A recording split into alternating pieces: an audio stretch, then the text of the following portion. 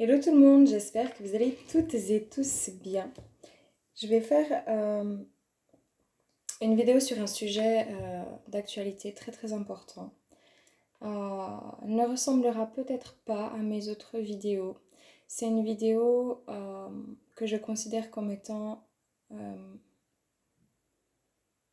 importante et je vais allier un aspect psychologique et sociétal à ce qui se passe en fait actuellement dans le monde, à mes canalisations que j'ai reçues. Et donc, bien sûr, vous prenez que ce qui résonne comme toujours, mais vraiment ça pourra peut-être aiguiller certains ou certaines personnes à comprendre un petit peu ce qui se passe dans notre société, dans notre monde actuellement, et surtout trouver des ressources pour pouvoir comprendre, désamorcer, progresser et avancer avec plus de sérénité vis-à-vis de toute cette ambiance qui, j'ai pas d'autre mot, qui macère comme ça. Vraiment, c'est pas joli joli ce qui est en train de se passer, très sincèrement.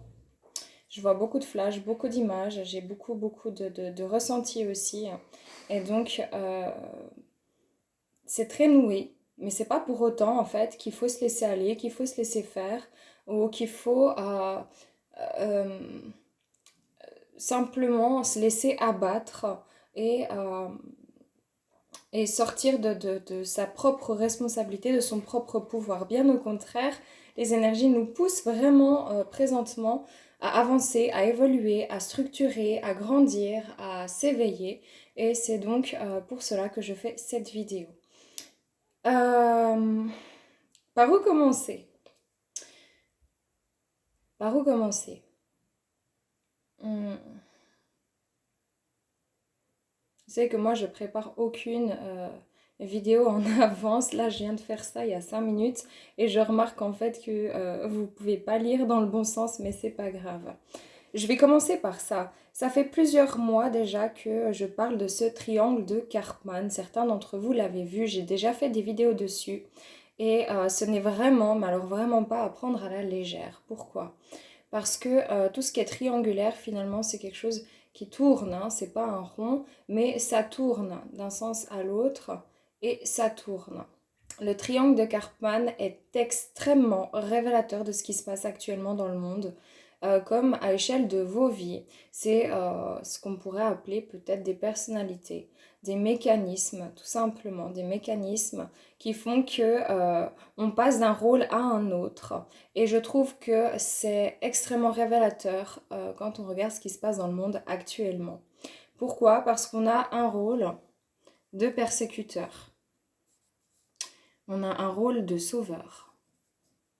Et on a ici en bas une victime. Le sauveur sans la victime n'a pas lieu d'être. La victime sans le persécuteur n'a pas lieu d'être. Le sauveur sans un persécuteur, finalement, ça veut dire qu'il n'y a pas de victime vu qu'il n'y a pas de persécuteur, n'a pas lieu d'être. Or, nous tournons depuis très très très longtemps dans nos vies à échelle personnelle, comme dans cette société actuelle, entre ces rôles. Le persécuteur, c'est celui qui va être dominant, celui qui va imposer, celui qui va créer des choses vis-à-vis de ses propres frustrations, parce que peut-être, ou peut-être pas, il s'est senti peut-être victime un jour dans sa vie et il a pris le rôle du persécuteur. C'est quelqu'un qui va vraiment dominer, d'accord? L'égrégore, on va parler d'égrégore, une forme d'énergie, d'accord, qui peut toucher plein de monde. Ça sera vraiment quelqu'un, des personnes qui vont dominer, imposer, régner, persécuter. La victime, elle va systématiquement attirer à elle des persécuteurs et des sauveurs. Pourquoi? Parce qu'elle a besoin d'attention. Les personnes qui sont dans ce schéma de victimisation, c'est très difficile pour elles d'en sortir parce qu'elles attirent toujours les mêmes situations et comme elles viennent travailler ce sentiment-là, se sentent souvent encore plus persécutées et donc ressentent souvent énormément d'injustice en elles ou autour d'elles. Donc, pour attirer l'attention sur elles sont... toutes ces personnalités-là sont, pour moi, dans une dépendance affective. Une dépendance, une envie de reconnaissance. Et d'autant plus chez la victime et le sauveur. Parce que ne vous y méprenez pas. Le sauveur, on pourrait croire qu'il a le bon rôle, mais c'est quelque chose d'extrêmement égotique. C'est le besoin de reconnaissance par le fait d'infantiliser quelqu'un ou de vivre par procuration vis-à-vis des autres, tout simplement. Pour venir en aide, c'est donc un prétexte de cette personnalité-là. Et ça ne veut pas dire que cette personne fait le bien parce que elle se rend responsable de la vie des autres et donc elle rend les autres dans une forme comme ça d'infantilisation, surtout les victimes, et donc elles accourent comme ça tout le temps. Et souvent, elles se retrouvent elles-mêmes dans le rôle de victime parce que oui, mais ça n'a pas été compris, moi je voulais juste aider. Voilà, typiquement, c'est des personnes qui vont imposer, on peut tous aider, c'est très sain, mais quand on vient imposer des choses à une personne parce que on doit ou on se sent responsable d'elle ou d'un système ou de ci ou de ça, et bien là on se place en tant que sauveur. On place les autres en tant que victimes et on considère forcément qu'il y a un ou des persécuteurs. C'est exactement, franchement, mot pour mot, ce qui est en train de se passer dans notre société. Vous avez un groupe de persécuteurs, vous avez un groupe de victimes, admettons. Un groupe de victimes et des groupes de sauveurs. Or, ce groupe-là de victimes pourra changer vis-à-vis de la perception de chacun. Admettons, pour certains, certaines, les persécuteurs seront les personnes qui vont se relever contre des mesures, d'accord? Donc elles se sentiront victimes et placeront par exemple les gouvernements en tant que sauveurs, d'accord?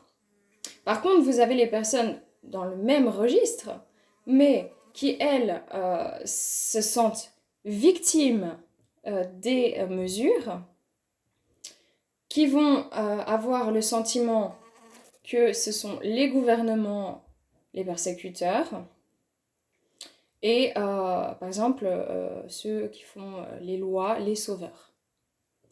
Qui doivent venir les sauveurs ou qui attendent justement que le persécuteur devienne sauveur. Donc autant vous dire qu'est-ce qui se passe dans ces cas-là. Comme c'est interdépendant, il n'y a pas de sauveur s'il n'y a pas de demande de sauveur, donc s'il n'y a pas de victimisation, et il n'y a pas de persécuteur s'il n'y a pas de victimisation. Pourquoi? Parce que la victime attire et le sauveur et le persécuteur à elle. D'où le fait de travailler sur soi, d'où là, par rapport à mes canalisations, en tout cas moi ce que je fais, ce que je propose également aussi sur ma chaîne, c'est de prendre conscience de soi, de se centrer sur soi et d'arrêter d'aller regarder ce qui se passe dans la vie des autres, de se comparer aux autres. Et évidemment, ce n'est pas chose facile vu que tout dans cette société a été créé, a été fait pour que l'on regarde sur l'autre, que l'on se compare à l'autre, y compris dans les notes déjà quand on est enfant et à l'école. Il y a un certain standard, il y a un certain... une certaine norme, et donc on a appris à évoluer comme ça. On a appris, pour moi un enfant c'est un être qui est complètement dépendant, à qui on doit apprendre à devenir indépendant. Or, on a beaucoup fonctionné à la carotte. Si tu fais bien ça, tu auras ça. Si tu fais pas bien ça, tu n'auras pas ça. Je te donnerai pas mon amour, tu vas avoir une punition. Et là, ça me fait venir à l'expérience de Milgram, peut-être que vous connaissez. J'essaierai de mettre en lien en barre d'infos une vidéo qui explique l'expérience de Milgram, qui est une expérience sociale et psychologique, donc qui a été créée pour voir à quel point en fait l'être humain pouvait se soumettre et lâcher son éthique personnelle en fait, tout simplement. Je ne vais pas tout expliquer ici. Mais donc il y avait un élève, il y avait un professeur, un interrogateur si on peut parler comme ça, et donc il y avait l'animateur. Et donc tout était truqué, mais les personnes ne le savaient pas. Les personnes qui ont fait partie de cette expérience ne le savaient pas, sauf la personne qui, elle, était l'élève. Et donc le but, c'est qu'il y avait l'interrogateur, le professeur, l'interrogateur, peu importe, qui était donc dans devant un ordinateur, enfin une machine il y avait des volts, plusieurs volts, donc pour pouvoir, quand la personne, l'élève, répondait faux à une question posée par l'animateur, lui mettre des décharges électriques allant d'une petite décharge à plus de, je crois, 400 volts, quelque chose comme ça. Pour me dire que c'est très très violent. Et donc, quand l'élève répondait faux, l'interrogateur devait mettre, en fait, si vous voulez, le courant pour qu'il soit électrocuté. Il était donc l'élève dans une salle où l'interrogateur ne le voyait pas. Et donc, il y a eu des pré-enregistrements au niveau des cris, des douleurs et tout ça qui ont été faits. Et donc, on lui a montré, par contre, ben voilà, que l'élève, il allait être attaché, les mains attachées sur une chaise et qu'il avait un truc qui lui donnerait des décharges électriques dans la main. Et donc, l'interrogateur, c'est lui qui était vraiment au centre de cette expérience. C'est lui qui ne savait pas, en fait, ce qui est en train de lui arriver quelque part, qui s'est fait manipuler en pensant que vraiment l'autre, il avait des douleurs, en fait, quand il répondait faux, mais parce que c'était des enregistrements. Et donc, le but, c'était de voir jusqu'où une personne pouvait aller pour de l'argent, parce que voilà, c'était une expérience sociale, donc la personne était payée, et si elle arrivait jusqu'au bout, même si elle devait lui mettre les plus de 400 volts, et ben en fait, elle gagnait, elle remportait quelque chose, elle remportait de l'argent, enfin bref. Tout ça pour vous dire que c'est des expériences qui ont été créées, qui ont été faites, et qui ont démontré avec vraiment de manière déconcertante jusqu'où l'être humain peut aller, lâcher son éthique dans un mode de soumission, parce qu'il s'est par exemple engagé à voilà, donner des décharges électriques et qu'il entendait les douleurs, certes qui n'étaient pas réelles parce que c'était voilà, des comédiens qui les avaient préenregistrés, mais tout de même c'était voilà, c'était ça l'expérience de Milgram. On voit bien dans l'expérience de Milgram qu'il y a une victime, c'est l'élève, qu'il y a un persécuteur, c'est comment dire, l'interrogateur. On ne voit pas forcément le sauveur, on pourrait éventuellement imaginer que le sauveur puisse être tout simplement le persécuteur à un moment donné. D'accord? Non mais je ne peux pas continuer à lui mettre des volts parce qu'il répond faux, quoi. Enfin, je dois retrouver ma conscience, mon éthique. Hein? Mais en gros, c'est ça. C'est ça qui est en train de se passer. C'est-à-dire que n'imaginez pas que l'être humain lui-même ne sait pas comment il fonctionne. Je veux dire, il y a des gens qui ont fait des études sur les êtres humains depuis perpète.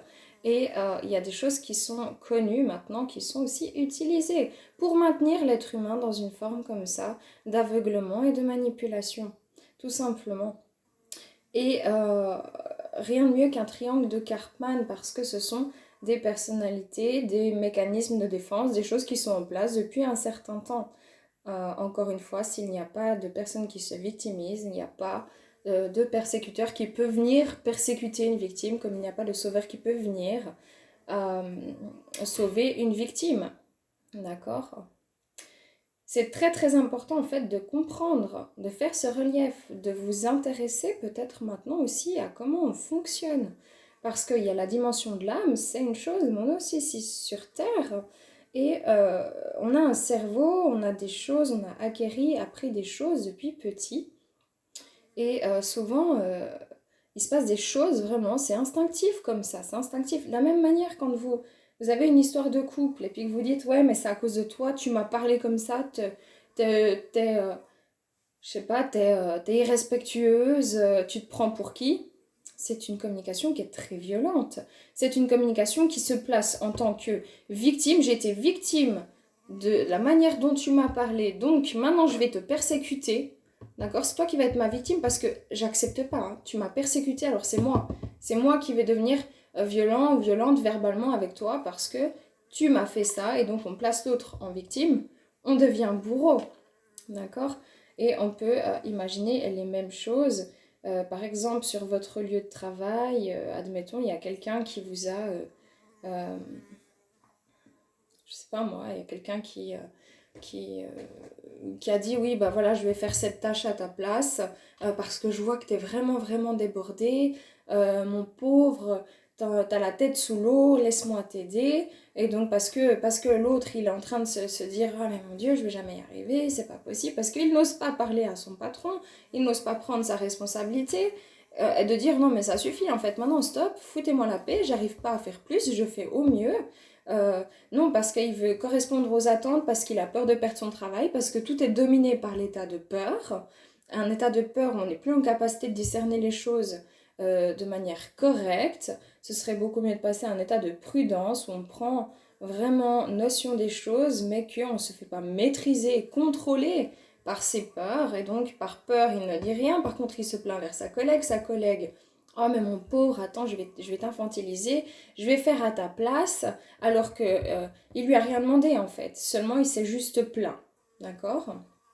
Et comme il s'est juste plaint, bah, en fait, il va attirer à lui la sauveuse va faire le boulot à sa place, elle va faire une erreur, ensuite le patron qui va venir, et oh, c'est quoi cette erreur que tu as fait là dans les chiffres, ça va pas du tout. Oui, mais en fait, c'est pas de ma faute, c'est à cause d'elle, donc la victime devient persécuteur finalement du sauveur, le sauveur se sent victime, oui, mais moi je t'ai aidé, c'était pas de ma faute, tu te rends compte comment tu me traites, et puis... et puis voilà, on tourne en rond en fait, on tourne en rond. Et vraiment, je fais encore une vidéo là-dessus parce que ça me paraît vraiment très très très important. C'est pas pour moi des choses vraiment à prendre à la légère. C'est très important de sortir de ce triangle de Karpman. Parce que si à l'échelle de nos vies, on n'est pas capable de prendre conscience de ces mécanismes, si on court à chaque fois dans le truc, si ça s'appelle le triangle dramatique, hein, c'est ou sous-entendu le jeu aussi.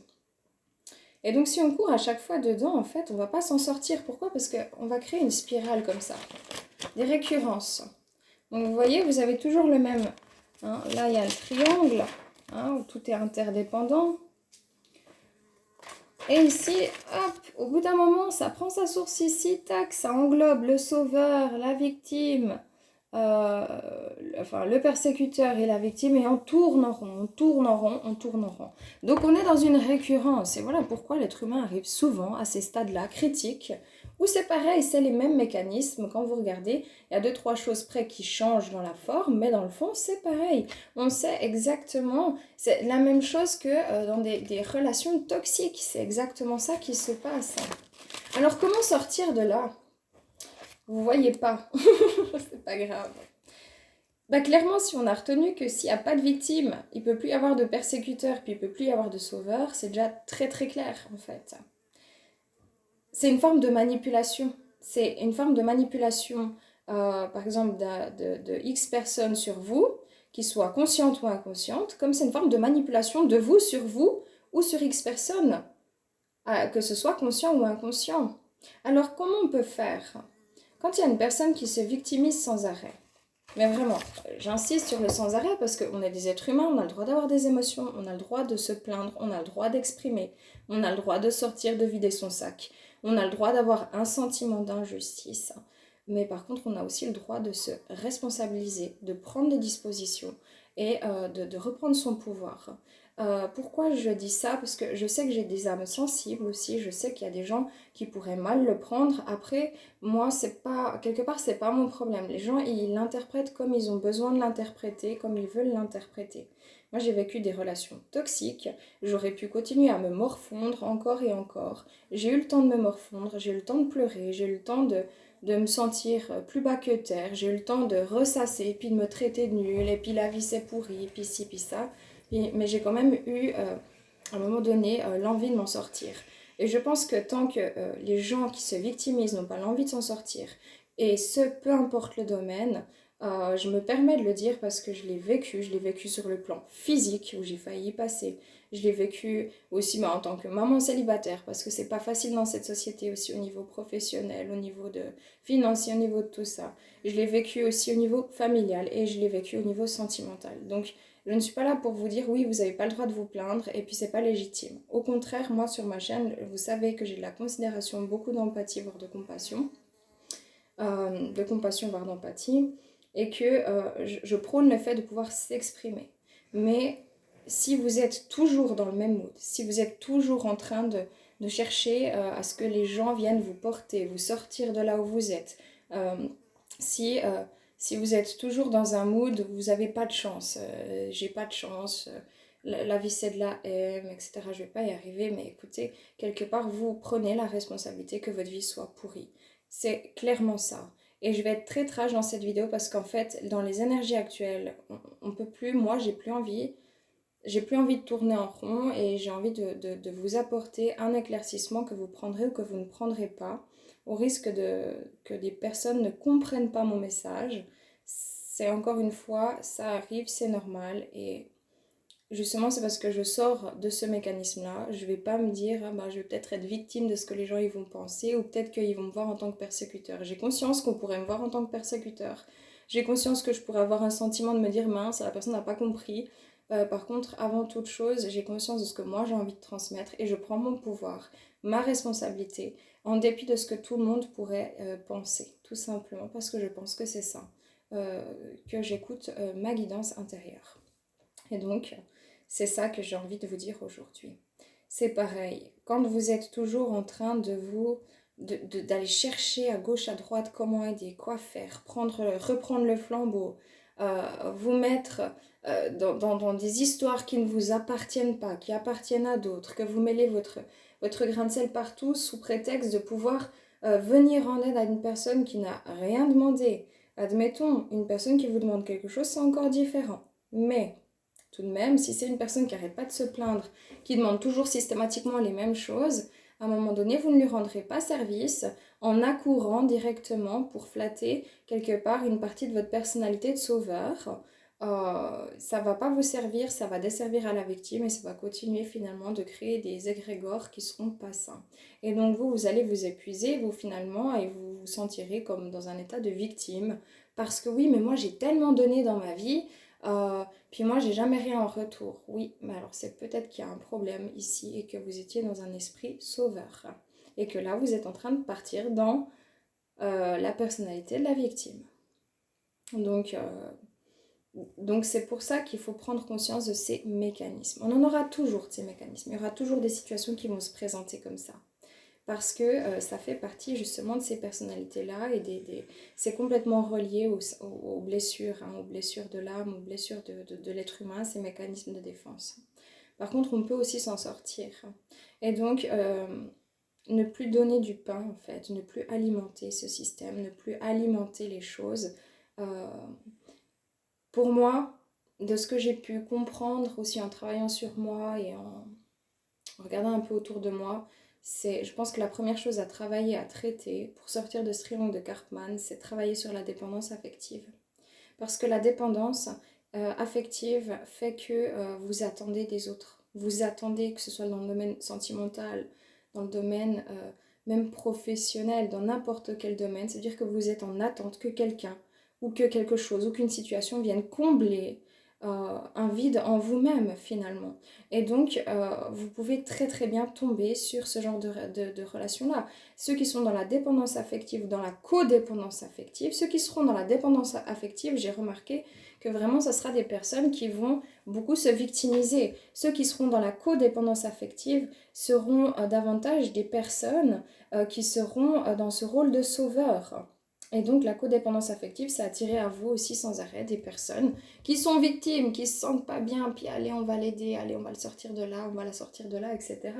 Et donc, c'est important de prendre conscience de ça pour vous éviter vraiment des soucis, pour vous éviter de tomber sur des personnes qui sont manipulatrices autour de vous et pour vous éviter vous-même de vous manipuler en vous sentant responsable d'autrui. Certes, c'est pas évident parce que vous avez votre vécu, parce que chaque enfant a aussi le bagage transgénérationnel de sa famille. Mais à un moment donné, il faut bien que quelqu'un le fasse. Et ce quelqu'un, c'est vous à chaque instant de votre vie. Et c'est pas le voisin, et c'est pas le gouvernement, et c'est pas l'assistante sociale, et puis c'est pas le pompier d'à côté, c'est vous sur vous. Et c'est à chaque instant, chaque seconde de votre vie. Vous n'allez pas claquer dans les doigts. Moi aussi, je claque pas dans les doigts. Mais par contre, j'en prends conscience et ça me permet d'avancer. Et c'est pour ça que je fais cette vidéo en partie. C'est que c'est une ressource pour moi dans les énergies actuelles, dans ce qui se passe sur cette terre, dans tout ce bordel. Ça peut vraiment aider à ouvrir les yeux en fait. Donc la première chose pour moi, c'est de voir, de comprendre si vous êtes dans une dépendance affective ou dans une codépendance affective et de la travailler.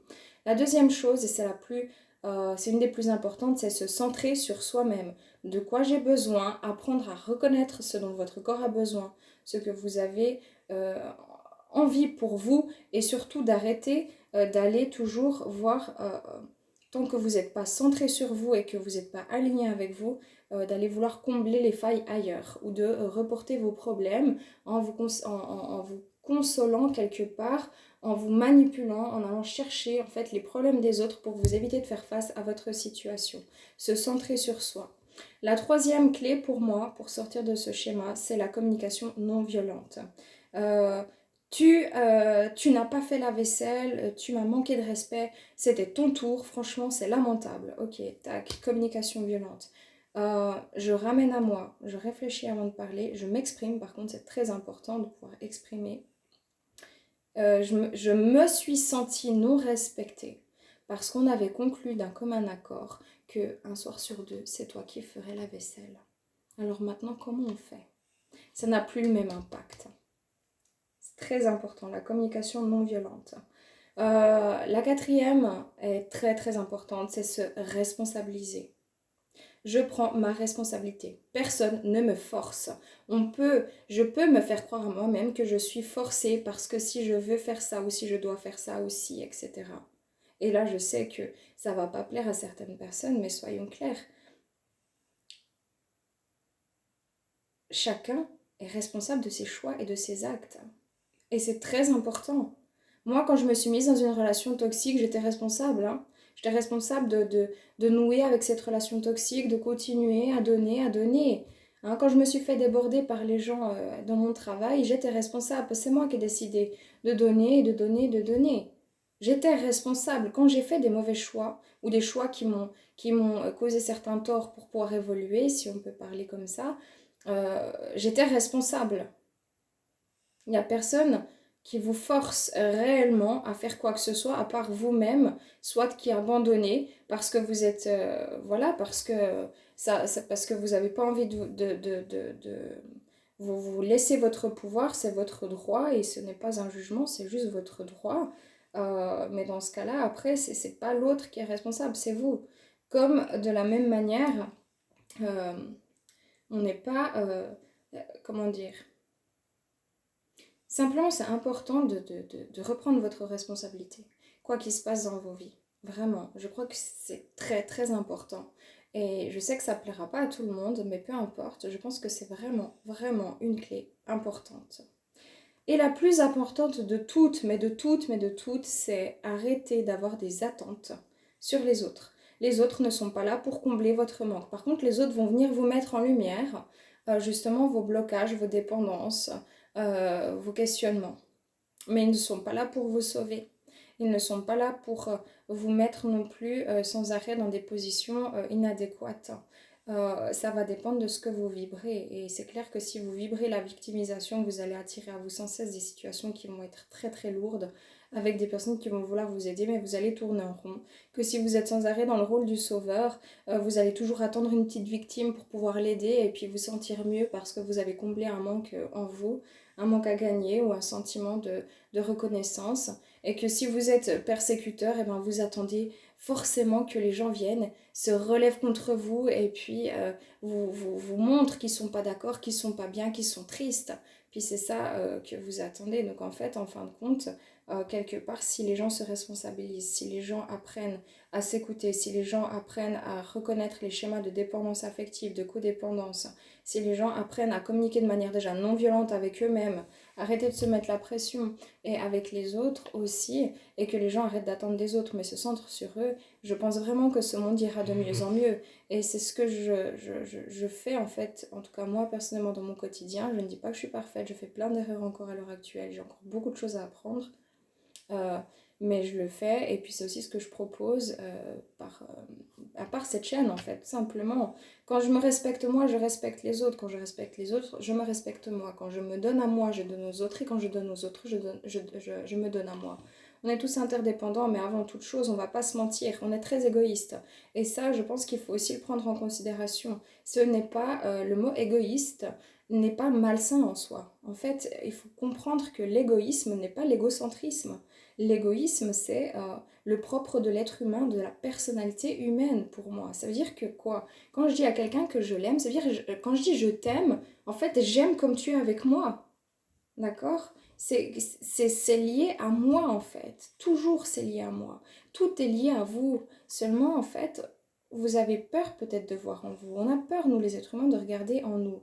Être égoïste, c'est sain. D'accord? Être égocentré, ça c'est beaucoup moins sain parce que ça veut dire que c'est l'ego et votre personnalité. C'est pas vous dans votre entièreté, dans le respect de soi. Mais l'égocentrisme, c'est vraiment être centré sur son ego, sur ses peurs, sur sa personnalité, c'est le nombril du monde. D'accord? Et je pense qu'il faut faire aussi cette distinction. On est tous égoïstes, il faut juste l'accepter. Par contre, dans notre égoïsme, on peut créer quelque chose de magnifique parce qu'on peut être égoïste ensemble. Par contre, on ne peut pas être égocentré ensemble parce que alors là, ça crée vraiment des gros problèmes disharmonieux. Donc voilà. Au niveau de la canalisation que j'ai reçue, c'est vraiment ça. C'est vraiment... euh, c'est important maintenant que chacun prenne sa responsabilité. Les énergies sont extrêmement puissantes et très très fortes. Vous allez voir, il va y avoir beaucoup de chaos, beaucoup de problèmes, beaucoup de choses vont être soulevées. Vous pouvez pas... Il va se passer énormément de choses. Il y a des gens, il va y avoir des répercussions sanitaires très très importantes. Il va y avoir beaucoup de problèmes sur les 10 prochaines années au niveau sanitaire. Et je ne parle pas de virus, d'accord? Je ne parle pas de virus. Il va y avoir des problèmes cardiovasculaires accentués. Il va y avoir des problèmes au niveau de la conception. Il va y avoir pas mal de problèmes qui vont être soulevés. D'accord? Ça, c'est une chose. Entre-temps, il va y avoir des soulèvements de masse de population. Le plus important, ce n'est pas de partir dans de la violence. Le plus important, c'est de se centrer sur soi. Que chacun de vos actes, que chaque chose que vous fassiez ait un sens pour vous et du sens et soit quelque chose d'aligné avec qui vous êtes, parce qu'on a tous un message à véhiculer, on a tous quelque chose à faire ici, et ce que pense une personne, d'autres peuvent ne pas le penser, et tout sera juste. Par contre, si on n'est pas centré, là ça va être compliqué parce que vous allez vous faire déborder par les émotions, par les situations, et vous allez partir tête baissée dans des situations qui seront peut-être pas saines pour vous, et c'est pour ça qu'on m'a poussé en fait à faire ce point, en fait, ce bilan. Les énergies sont très fortes actuellement. Vous allez ressentir un esprit très masculin, très fort. Il va y avoir beaucoup de domination, d'accord? Parce que autant quand c'est équilibré, c'est magnifique, le masculin équilibré est très très beau, très bienveillant, très structuré, très actif. Autant quand il est déséquilibré, il est très violent, d'accord?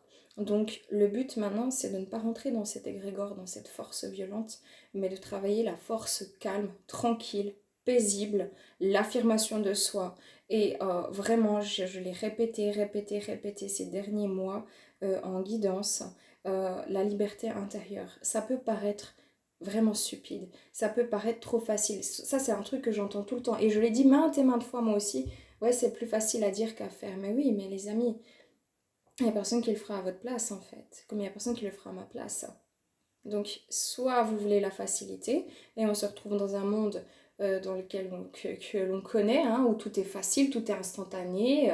Je veux dire, voilà, il faut voir comment c'était à l'époque. Hein, mais toute cette instantanée a aussi des répercussions. Hein, ou soit on décide des fois de prendre un chemin qui est peut-être un peu différent, mais qui est le sien en fait. Et là, on peut apprendre sur soi, on peut avancer, et vous allez connecter à ce moment-là votre mission d'être, quoi, tout simplement. Donc voilà les amis, paix amour sur vous, prenez soin de vous, plein d'amour et à bientôt, bye bye.